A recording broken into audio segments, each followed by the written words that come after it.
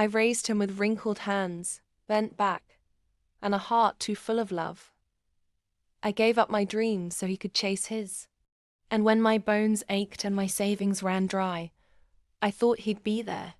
Instead, he looked me in the eye and said, "I don't want to feed an extra mouth."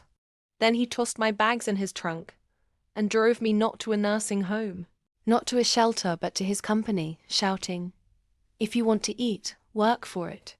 I smiled, not because I agreed, but because I saw the name on the building, Winford Technologies. And fate, my dear, had just delivered him to the edge of his own destruction. You see, 35 years ago, that company was mine. I was one of the original co-founders long before he was even born.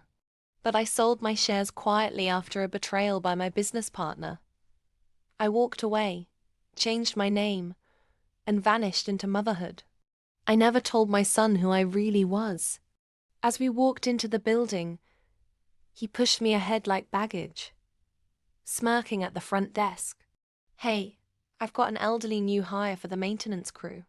Maybe she can mop or something." The receptionist blinked. Then she looked at me. Really looked. "Is that Miss Ellen Whitmore?" she asked, standing up slowly. Whispers spread like fire through the office. Phones dropped. Heads turned.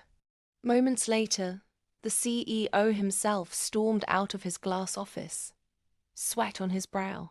He stared at me like he'd seen a ghost. "Miss Whitmore." "Ma'am, is it really you?" I nodded, and he turned pale. "I thought you were gone." I smiled. "I've just been watching." Then he looked at my son. "This your boy?" "My only child," I replied.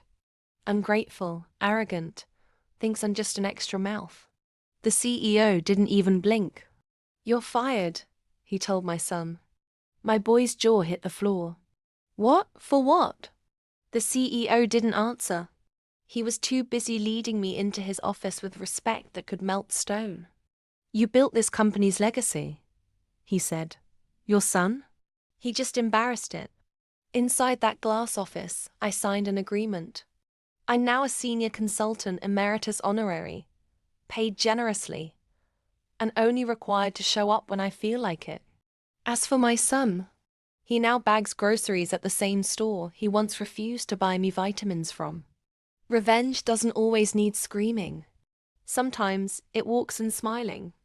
Never underestimate an old woman with a hidden past. Subscribe now, where life flips the script and age becomes the ultimate power. Hit that bell and get served justice with a warm cup of tea. Because Karma? She's a mother. And sometimes she is the mother.